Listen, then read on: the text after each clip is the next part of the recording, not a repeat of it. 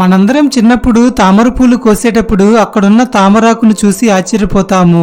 చాలా వింతగా తామరాకు స్వభావం ఉంటుంది. ఆకు మీద జస్ట్ అలా నీటి చుక్కలు వేసినప్పుడు అవన్నీ ముత్యంలాగా రోలవుతూ అక్కడి నుండి జారిపడటం కానీ లేదా ఆకు మీదే ఉండటం కానీ జరుగుతుంది. ఆకు మీద కొంచెం కూడా తేమ నిలవకపోవటం ఆశ్చర్యానికి గురి చేస్తుంది. ఇలా తామరాకు వాటర్ ప్రూఫ్ లాగా మారటానికి దానిలో ఉన్న రహస్యం ఏంటో ఇప్పుడు తెలుసుకుందాం.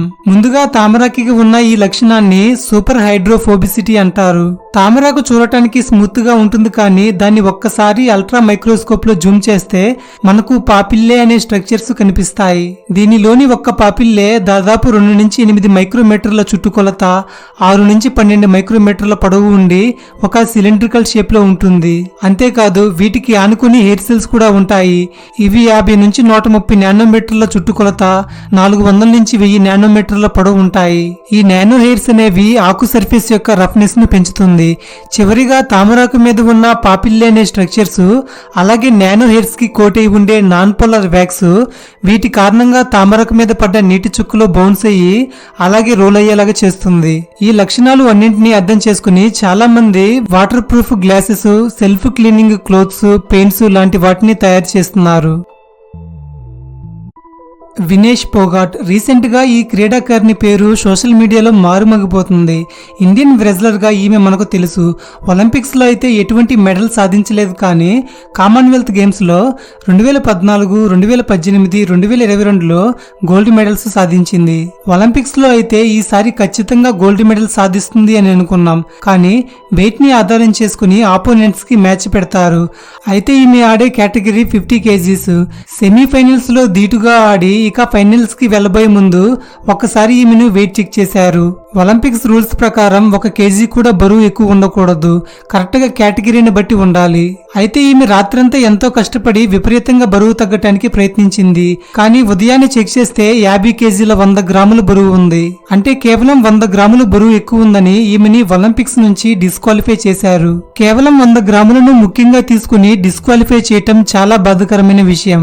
సేమ్ ఇలాగే ఒకసారి మేరీ కోమ్ కి కూడా ఇలా బరువు తగ్గాల్సి వస్తే కేవలం 4 గంటల్లోనే 2 kgల బరువు తగ్గింది. ఇలా ఈమె వెయిట్ తగ్గటానికి ఎక్కువగా స్కిప్పింగ్ చేసింది. ఏది ఏమైనా వినేష్ పోగాట్ ని ఒక పోరాట యోధురాలిగా మన నెక్స్ట్ జనరేషన్ కి తెలియజేయాలి.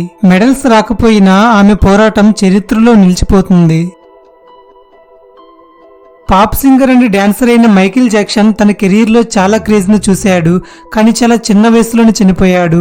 2009 జూన్ 25న డ్రగ్ ఓవర్ డోస్ అయ్యి కేవలం 50 సంవత్సరాల వయసులోనే చనిపోయాడు. అతను చనిపోయే ముందు తన నెట్వర్త్ $500 మిలియన్ ఉండేది. ఒకవేళ మైకేల్ జాక్సన్ ఇప్పటికీ బ్రతికి ఉంటే అతనికి 65 సంవత్సరాలు ఉండేవి. అంతేకాకుండా ప్రపంచంలోనే ఖరీదైన సెలబ్రిటీగా ఉండేవాడు. మనుషుల కంటే డాల్ఫిన్స్ నిద్ర చాలా ప్రత్యేకంగా ఉంటుంది. డాల్ఫిన్స్ నిద్రపోయే పద్ధతిని యూని హెమిస్పియరిక్ స్లో వేవ్ స్లీప్ అంటారు. మనం నిద్రపోయేటప్పుడు కాన్షియస్ లో ఉండము, ఏం జరుగుతుందో మనకు తెలియదు. కానీ డాల్ఫిన్స్ కి అయితే వాటి సగం బ్రెయిన్ నిద్రపోయేటప్పుడు కూడా పనిచేస్తుంది. అలాగే ఒక కంటిని ఓపెన్ చేసి నిద్రపోతాయి. దీనివల్ల అవి రెస్ట్ తీసుకున్నప్పుడు కాన్షియస్ లోనే ఉంటాయి. ఇందాక సగం బ్రెయిన్ వర్క్ లో ఉంటుంది అని చెప్పాను కదా, ఈ సగం బ్రెయిన్ అనేది నిద్రపోయేటప్పుడు కూడా ఏదైనా వేటాడే జీవులు వస్తున్నా అలాగే డేంజర్ లాంటివి ఏవైనా ఉంటే పసిగడుతూ ఉంటాయి. తద్వారా వాటిని అలర్ట్ చేస్తాయి.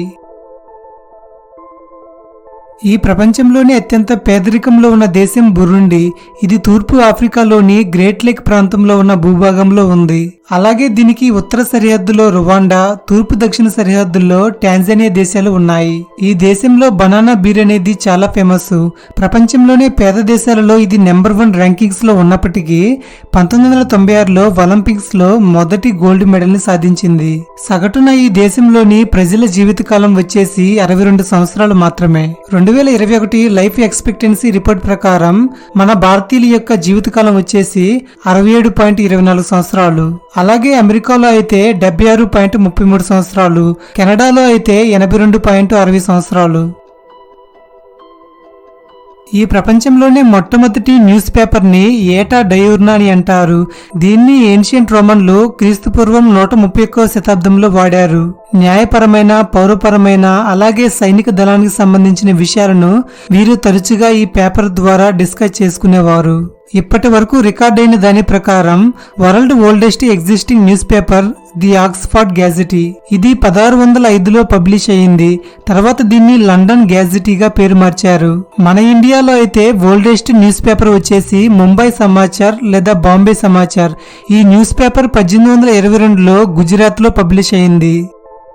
వీడియో చూసిన మీరు ఒకవేళ వీడియోని లైక్ చేయకపోయి ఉంటే దయచేసి ఇప్పుడే వీడియోని లైక్ చేయండి. యూట్యూబ్ అల్గారిథం ప్రకారం ఒక వీడియోకి ఎక్కువ లైక్స్ ఉండటం వల్ల ఆ వీడియోని యూట్యూబ్ ఎక్కువ మందికి చూసేలా చేస్తుంది. దీని ద్వారా ఛానల్ ఎంతగానో గ్రోత్ అవుతుంది. మరి ఇంకెందుకు ఆలస్యం, ఇప్పుడే వీడియోని లైక్ చేయండి. ఈ రోజుల్లో పర్యావరణం నాశనం అవుతున్నప్పుడు అందరం చూస్తుంటాం, కానీ ఎటువంటి యాక్షన్ తీసుకోము. ఏదో ప్రపంచ పర్యావరణ దినోత్సవం రోజు తప్ప ప్రతిరోజు మనం పర్యావరణం పాడవటానికే పొల్యూషన్ చేస్తుంటాం. ముఖ్యంగా వీటి మీద ఉద్యమాలు చేయడానికి ఎవ్వరూ అంతగా ముందుకు రారు. కానీ ఈ ఫోటోలో కనిపించే గ్రేటా థన్బర్గ్ అనే ఈ 21 సంవత్సరాల అమ్మాయి చిన్న వయసులోనే ఎన్విరాన్మెంటల్ క్రైసిస్ మీద ఉద్యమం చేసింది. కార్యకర్త లేదా ఉద్యమకారుల్ని యాక్టివిస్టులు అంటారు. యాక్టివిస్టుల జాబితా తీసుకుంటే ఎక్కువగా సామాజిక ఉద్యమాలు చేస్తుంటారు. కానీ ఈవిడ మాత్రం ఎన్విరాన్మెంటల్ యాక్టివిస్ట్ గా మారింది. గ్రేటా 2003లో స్వీడన్ లో పుట్టింది. తనకి 8 సంవత్సరాల ఏజ్ ఉన్నప్పుడు క్లైమేట్ చేంజ్ గురించి చదవటం మొదలుపెట్టింది.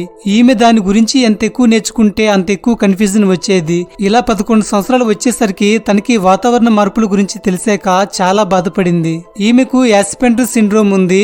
దీన్ని ఆటిజం అని కూడా అంటారు. ఈ కండిషన్ ఉన్నవారు సామాజికంగా అంత కలవటానికి ఇష్టపడరు. కానీ గ్రేటా మాత్రం తనకి ఉన్న ఈ సమస్యను సూపర్ పవర్ అని చెప్పుకునేది. దీనివల్ల తను ప్రపంచాన్ని మంచి చెడు 2 కోణాల్లో చూస్తున్నానని, ప్రత్యేకంగా పర్యావరణ మార్పుని గమనిస్తున్నానని చెప్పింది. ఈ కండిషన్ తో తాను స్కూల్ కి వెళ్లటం ఆపివేసిందని, అలాగే మాట్లాడటం కూడా మానివేసిందని తన నాన్నగారైన స్వాంటీ చెప్పారు. 2018లో తనకి 15 సంవత్సరాల వయసున్నప్పుడు సమ్మర్లో స్వీడిష్ పార్లమెంట్ ఎదురుగా కూర్చొని స్కూల్ స్ట్రైక్ ఫర్ క్లైమేట్ అనే ప్రొటెస్ట్ ని స్టార్ట్ చేసింది. దీంతో వేల మంది కుర్రవాళ్లు ఆమెతో కలిసి జాయిన్ అయ్యారు. రాజకీయ నాయకులను గ్లోబల్ వార్మింగ్ ను తగ్గించేలా ఒక చట్టం తీసుకురావాలనేది ఈ స్ట్రైక్ యొక్క ముఖ్య ఉద్దేశం. అలాగే చాలా మంది విద్యార్థులు ప్రతి శుక్రవారం స్కూల్ మానేసి ఫ్రైడేస్ ఫర్ ఫ్యూచర్ స్ట్రైక్స్ గా ఈమెతో ప్రొటెస్ట్ లో పాల్గొన్నారు. దీంతో మీడియా కంటబడి వీరి స్ట్రైక్ చాలా ఫేమస్ అయింది. చాలా మంది ఈమెను చూసి ఇన్స్పైర్ అవ్వటం మొదలు పెట్టారు. అంతేకాకుండా 2019లో ఈ ప్రొటెస్ట్ చేసే వారి సంఖ్య బాగా పెరిగింది. ప్రపంచవ్యాప్తంగా దాదాపుగా 120 దేశాల నుంచి 16 లక్షల మంది క్లైమేట్ చేంజ్ కోసం గ్లోబల్ స్ట్రైక్ చేశారు. గ్రేటా దీని గురించి యూకే పార్లమెంట్ లో మరియు EU పార్లమెంట్ లో ప్రసంగాలు కూడా చేసింది. చాలా పుస్తకాలు, ఆర్టికల్స్, డాక్యుమెంట్స్ లో ఈమె గురించి గొప్పగా రాయటం మొదలుపెట్టారు. కేవలం చిన్న వయసులోనే గ్లోబల్ వార్మింగ్ గురించి పోరాటం చేస్తున్న ఈమె చాలా ఫేమస్ అయింది. అంతేకాదు నోబెల్ పీస్ ప్రైజ్ కి కూడా నామినేట్ అయింది. 2019 ఆగస్టున విండ్ మరియు సోలార్ పవర్ ను ఉపయోగించుకుని నడిచే ఒక బోట్ ను వేసుకుని ఇంగ్లాండ్ లోని ప్లైమౌత్ నుంచి న్యూయార్క్ వరకు 15 రోజుల పాటు ట్రావెల్ చేసింది. కార్బన్ పదార్థం వినియోగాన్ని తగ్గించాలని ఆమె ఇలా గాలితో నడిచే పడవని నడిపి అవేర్నెస్ తీసుకువచ్చింది. న్యూయార్క్ నగరంలో జరిగిన UN క్లైమేట్ యాక్షన్ సమిట్ లో వరల్డ్ లీడర్స్ ను టార్గెట్ చేస్తూ మీరు క్లైమేట్ క్రైసిస్ మీద ఎటువంటి యాక్షన్ తీసుకోవట్లేదని హౌ డేర్ యూ అనే పదంతో తన ప్రసంగాన్ని వేడెక్కించింది. ఈ దెబ్బతో ఆమె క్లైమేట్ యాక్టివిస్ట్ కమ్యూనిటీకి ఒక లీడర్ గా అయ్యింది. ఈమెను ప్రపంచం ఒక యంగెస్ట్ క్లైమేట్ యాక్టివిస్ట్ గా గుర్తించింది. 2019లో అయితే టైమ్స్ మ్యాగజైన్ లో కేవలం 16 ఏళ్ల వయసులోనే youngest time person of the year గా నిలిచింది. అంతేకాదు 2019లో వరల్డ్స్ 100 మోస్ట్ పవర్ఫుల్ ఉమెన్స్ జాబితాలో స్థానాన్ని దక్కించుకుంది. ఈ విధంగా ఈమె కేవలం 16 ఏళ్ల వయసులోనే యంగెస్ట్ ఎన్విరాన్మెంటల్ యాక్టివిస్ట్ గా మారింది. ఫుడ్ పాయిజనింగ్ వల్ల అమెరికా ప్రభుత్వం ప్రతి సంవత్సరం దాదాపుగా $18 బిలియన్ నష్టపోతుందట. కలుషితమైన పదార్థాన్ని వండి తినటం వల్ల లేదా ఫుడ్ ని ఎక్కువ రోజులు స్టోర్ చేయటం వల్ల అది విషంగా మారుతుంది. చాలా మంది వేడి ఆహారాన్ని ఫ్రిడ్జ్ లో పెడితే ఫ్రిడ్జ్ పాడవుతుంది అని అనుకుంటారు. కానీ ఫ్రిడ్జ్ కేమీ కాదు. యాక్చువల్ గా ఫ్యాక్ట్ ఏంటంటే ఫ్రిడ్జ్ లో మీరు ఉంచే ఆహారాన్ని ఎంత త్వరగా మీరు తింటారో అది అంత ఎక్కువగా మీకు సేఫ్టీగా ఉంటుంది. ఫుడ్ ని మీరు ఎన్ని ఎక్కువ రోజులు స్టోర్ చేశారంటే అది అంత విషంగా మారుతుంది. యాపిల్ చెట్టుకి కోల్డ్ వాతావరణం తప్పనిసరి అని మనకు తెలుసు. ఈ యాపిల్ చెట్టుకి పండ్లు కాయాలంటే దాదాపు 32 నుంచి 45 డిగ్రీస్ ఫారెన్హీట్ వద్ద 900 నుంచి 1000 గంటల సమయం తీసుకుంటుంది. మన చేతి వేళ్ళని స్మార్ట్ ఫోన్ స్క్రీన్ మీద ఉంచినప్పుడు చేతిలోంచి ఎలక్ట్రాన్స్ ట్రాన్స్ఫర్ అవుతున్నాయి కాబట్టే టచ్ స్క్రీన్ పనిచేస్తుంది.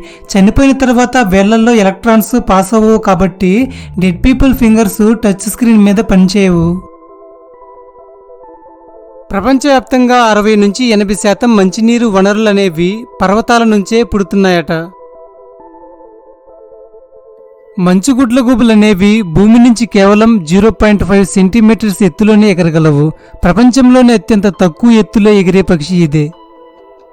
ఈ వీడియో మీద మీ అభిప్రాయాన్ని కామెంట్స్ ద్వారా తెలియజేయండి.